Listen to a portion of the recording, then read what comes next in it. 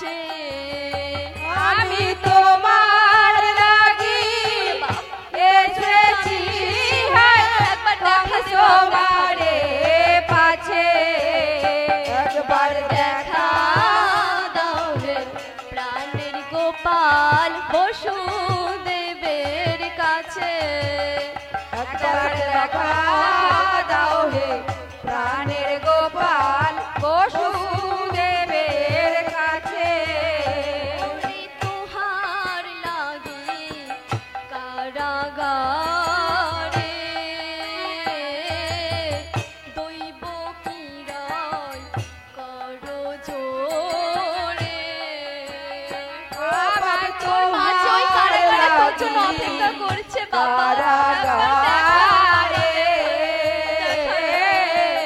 দৈব কিরায় করো জোরে ও বাপ তোহার লাগি কারাগারে দৈব কিরায় করো জোরে ও বাপ তোহার লাগি কারাগারে দৈব কিরায় করো জোরে ওরে তারে কি হায় ও বাপ তারে কি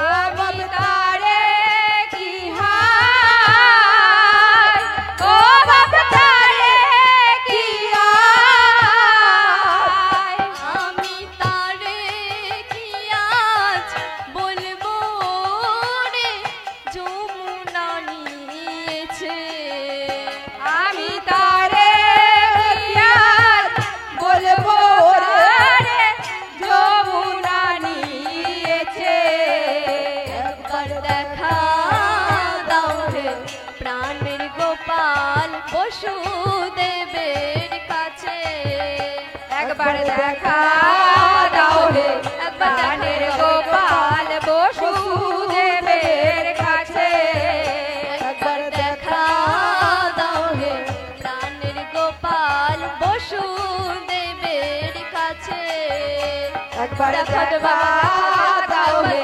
প্রাণের গোপাল বসুদেবের কাছে এইভাবে বসুদেব তার সন্তানকে চরণ দিয়ে খুঁজতে খুঁজতে হঠাৎই কৃষ্ণ বসুদেবের চরণে ঠেকল। তাই বসুদেব এই দর্শন করে ডুব দিয়ে কৃষ্ণের দুটি হাত ধরল। এদিকে যমুনা নদী কৃষ্ণের দুটি হাত ধরে টানছে, এদিকে বসুদেব কৃষ্ণের দুটি হাত ধরে টানছে। কৃষ্ণ এই দেখে যমুনা নদীকে বলছে, যমুনা ছাড়ো, যমুনা আমায় ছেড়ে দাও। প্রভু গো, তুমি তো আমায় কথা দিয়েছিলে প্রভু, তুমি আমার মনের বাসনা পূরণ করবে। তাহলে বলো প্রভু, তুমি এখন আমাকে ছেড়ে কেন চলে যাচ্ছ? যমুনা, ও যমুনা, তুমি চেয়ে দেখো আমার পিতা আমাকে পাওয়ার জন্য কেমন করে অঝয় নয়নে কাঁদছে। আমাকে যে আমার পিতার কাছে যেতে হবে। তবে শোনো যমুনা, আমি তোমায় কথা দিচ্ছি, আমার যত সব লীলা তোমার কাছেই হবে। এবং শোনো যমুনা, তুমি আমার যেই দুটি হাত ধরেছো, ওই দুটি হাত আমি তোমার কাছেই রেখে দিলাম। এই বলে কৃষ্ণ তার পিতার কাছে উঠে এলো। হ্যাঁ গো মা, হ্যাঁ গো বাবা, কৃষ্ণ যখন জন্ম নিয়েছিলেন কৃষ্ণের কটা হাত ছিল? কটা হাত ছিল? 4টে হাত ছিল। তাই বসুদেব তার সন্তানকে পেয়ে ভুলেই গেল যে তার সন্তান যখন জন্ম নিয়েছিল 4টে হাত ছিল, কিন্তু এখন 2টো হাত হয়ে গিয়েছে। তার সন্তানকে ফিরে পেয়ে বসুদেবের মনে আর আনন্দ ধরে না। মনের আনন্দে তার সন্তানকে বক্ষ দেশে জড়িয়ে ধরে বদনে শত শত চুম্বন দিয়ে তার সন্তানকে মাথায় নিয়ে আবার ছুটতে ছুটতে ওই নন্দরাজার বাড়ির উদ্দেশ্যে চলেছে।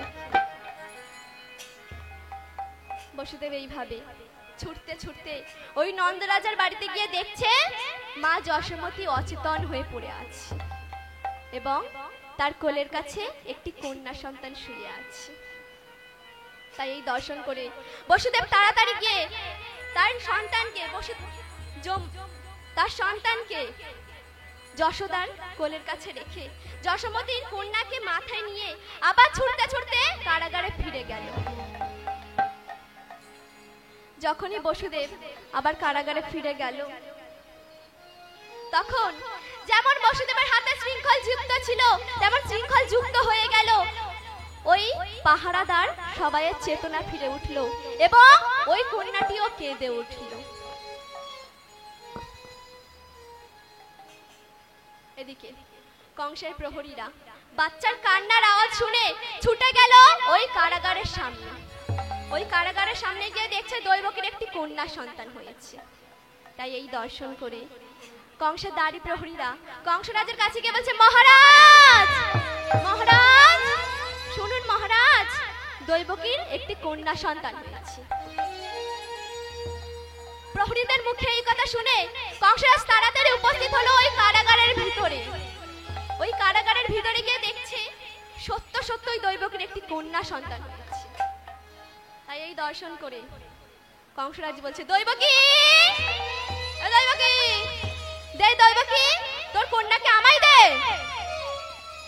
দাদা, এ যে কন্যা সন্তান, এ যে তোমার কোনো ক্ষতি করতে পারবে না। তাহলে দাদা, তুমি দয়া করে আমার কন্যাকে মেরো না দাদা, তুমি আমার কন্যাকে ছেড়ে দাও। কন্যা হোক বা পুত্র হোক, এ যে আমার শত্রু, আর একে যে আমায় বিনাশ করতেই হবে, নইলে আমায় বিনাশ করে দেবে। দে দৈবকী, তোর কন্যাকে আমায় দে। দৈবকী অঝয় নয়নে কাঁদছে আর বারবার বলছে, দাদা তুমি দয়া করে দাদা আমার কন্যাকে ছেড়ে দাও, তুমি আমার কন্যাকে মেরো না দাদা, তুমি আমার কন্যাকে মেরো না। বসুদেব এদিকে কংসরাজ দৈবকীর কোনো কথা না শুনে দৈবকীর কোল থেকে কন্যাটিকে ছিনিয়ে পাথরে আছাড় দিয়ে মারার জন্য যেই না হাত দুটো উপরে তুলেছে, সাথে সাথে ওই কন্যাটি হাত ছিনিয়ে উপরে উঠে গেল। উপরে উঠে গিয়ে একটি দৈববাণী করলো, ওরে দুরাচারী কংস, তুই হবি ধ্বংস, তোহারে মারিবে যে ওই গোকুলে বাড়িছে সে। এই কথা বলে মা যোগেশ্বরী যোগমায়া বেশি ওই কন্যাটি অদৃশ্য হয়ে গেল।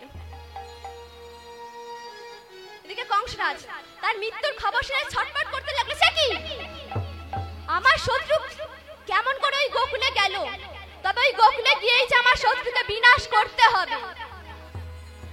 এই কথা বলে কংসরাজ তার প্রহরীদের বলল, শোনো, তোমরা যাও, তোমরা ওই গোকুলে গিয়ে দেখো আজ কোন শত্রু জাতির সন্তান জন্ম নিয়েছে কিনা। কংসের দাড়ি প্রহরীরা ওই গোকুলে গিয়ে দেখছে নন্দরাজার বাড়িতে নন্দ উৎসব হচ্ছে। নন্দরাজার বাড়িতে আজ একটি সন্তান হয়েছে, তাই সেই আনন্দে নন্দরাজা সবাইকে দান ধ্যান করছে এবং ওই সন্তানের নাম হলো কৃষ্ণ। তাই এই সংবাদ পেয়ে কংসরাজের দাড়ি প্রহরীরা কংসরাজের কাছে এসে বলছে, মহারাজ, মহারাজ শুনুন মহারাজ, আমরা গিয়ে দেখলাম ওই গোকুলে নন্দরাজার বাড়িতে আজ একটি সদ্য জাতির সন্তান হয়েছে এবং নাম তার কৃষ্ণ। সে কি, আমার শত্রু কৃষ্ণ ওই গোকুলে কেমন করে গেল, তবে আমার শত্রু কৃষ্ণকে যে ভাই বিনাশ করতেই হবে। তাই এই কথা মনে মনে চিন্তা করে কংস রাজা রাজ্যের ঢেড়া পিটে দিল, শোনো শোনো শোনো দ্বারকাবাসী, আমার শত্রু কৃষ্ণ ওই গোকুলে বাড়ছে, তবে যে আমার শত্রুকে বিনাশ করবে তাকে আমি বহু বহু পুরস্কারে পুরস্কৃত করব। এই সংবাদ পেয়ে পুতনা রাক্ষসী কংস রাজার প্রাসাদে এসে বলছে, মহারাজ, ও মহারাজ, শোনো মহারাজ, তোমার শত্রু কৃষ্ণকে আমি গিয়ে বিনাশ করে আসবো। সে কি পুতনা, তুমি আমার শত্রু কৃষ্ণকে গিয়ে বিনাশ করে আসবে, তবে তোমাকে দেখলেই তো সবাই ভয়ে পালাবে, তুমি তো একটি রাক্ষসী, তুমি কেমন করে আমার শত্রু কৃষ্ণকে গিয়ে বিনাশ করে আসবে। বলে, মহারাজ আপনি জানেন না, আমরা রাক্ষসীরা যে কোনো রূপ ধারণ করতে পারি, তবে দেখবেন মহারাজ আমার রূপের মহিমা। তাই এই বলে পুতানা রূপবতী হলো, অপরূপ রূপ ধরে ভূমিতে দাঁড়ালো। এই বলে পুতনা রূপবতী হলো, অপরূপ রূপ ধরে দাঁড়ালো। এই বলে পুতনা রূপবতী হলো, অপরূপ রূপ ধরে ভূমিতে দাঁড়ালো। এই বলে পুতানা রূপবতী হলো, অপরূপ রূপ ধরে ভূমিতে দাঁড়ালো। এই বলে পুতনা রূপবতী হলো, অপরূপ রূপ ধরে ভূমিতে দাঁড়ালো। দেখো রূপের কি মহিমা, দেখো রূপের কি মহিমা, দেখো রূপের কি মহিমা, দেখো রূপের কি মহিমা। দেখলে যারে যাই না চেনা, দেখো রূপের কি মহিমা, দেখলে যারে যায় না চেনা, দেখো রূপের কি মহিমা। দেখলে যারে যাই না চেনা, দেখো রূপের কি মহিমা, দেখলে যারে যায় না চেনা, দেখো রূপের কি মহিমা। দেখো রূপের কি মহিমা, দেখো রূপের কি মহিমা, রূপের কি মহিমা। এইভাবে পুতানা রাক্ষসী একটি সুন্দরী উর্বশী রূপ ধারণ করে কংসরাজার সামনে দাঁড়ালো।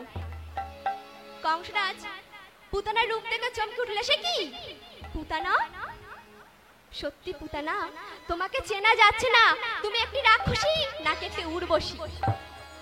তবে মহারাজ আপনি আমাকে অনুমতি দিলেন তো আপনার শত্রুকে বিনাশ করার? হ্যাঁ পুতানা, তুমি যাও, তুমি ওই নন্দরাজের বাড়িতে গিয়ে আমার শত্রু কৃষ্ণকে গিয়ে বিনাশ করে এসো। তাই এই কথা শুনে পুতানা রাক্ষসী স্তনে কালকুট বিষ মেখে কৃষ্ণের মাসির বেশ ধারণ করে উপস্থিত হলো কোথায়? না ওই নন্দরাজার বাড়িতে।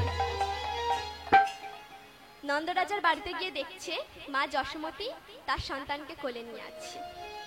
তাই এই দর্শন করে পুতানা রাক্ষসী যশোমতীর কাছে গিয়ে বলছে, দিদি এ দিদি, দিদি রে, তোর সন্তান যে কত সুন্দর, দেখলে একেবারে নয়ন জুড়িয়ে যায়। দে দিদি, তোর সন্তানকে একবার আমার কোলে দে, আমি একটু ওকে আদর করি। যশোমতী বোনকে দেখে মনের আনন্দে তার বোনের কোলে তার সন্তানকে তুলে দিল। এদিকে পুতানা রাক্ষসী কৃষ্ণকে বধ করার জন্য একটি আড়াল হয়ে একটি গাছের নিচে বসে কৃষ্ণকে বধ করার জন্য বিস্মাকা স্তন যেই না কৃষ্ণের বদনে দিয়েছে, কৃষ্ণ খিলখিল করে হাসতে হাসতে এমন টান দিল, পুতানা রাক্ষসী চিৎকার করতে লাগলো, ওরে কৃষ্ণ ছাড়, কৃষ্ণ ছাড়, আমায় ছেড়ে দে, আমি যে প্রাণে মরি। কিন্তু হ্যাঁ গো মা, হ্যাঁ গো বাবা, ভগবান যাকে ধরে তাকে কি কেউ ছাড়াতে পারে? কৃষ্ণ ছাড়ল না।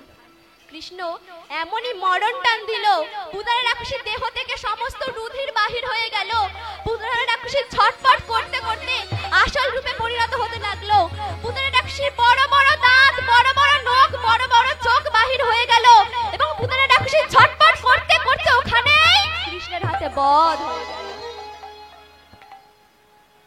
কংসরাজ পুতানার মৃত্যুর খবর শুনে ছটফট করতে লাগলো আর মনে মনে চিন্তা করতে লাগলো, সে কি কি আছে ওই ছোট্ট কৃষ্ণের মধ্যে যে আমার একটি রাক্ষসীকে বধ করে দিল।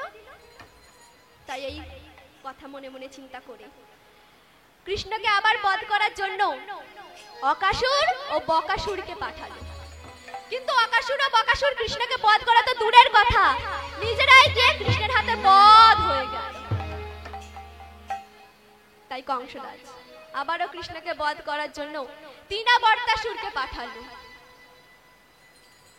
কিন্তু তৃণাবর্তাসুরও কৃষ্ণকে বধ করা তো দূরের কথা, নিজেই কৃষ্ণের হাতে বধ হয়ে গেল। তাই এই সংবাদ পেয়ে কংসরাজ ছটফট করতে লাগলো আর মনে মনে চিন্তা করতে লাগলো, সে কি কি আছে এই ছোট্ট কৃষ্ণের মধ্যে? কোন শক্তি আছে যে আমার সমস্ত দৈত্য দানব অসুরদের মেরে ফেলছে? তবে কেমন করে আমি আমার শত্রুকে বিনাশ করব?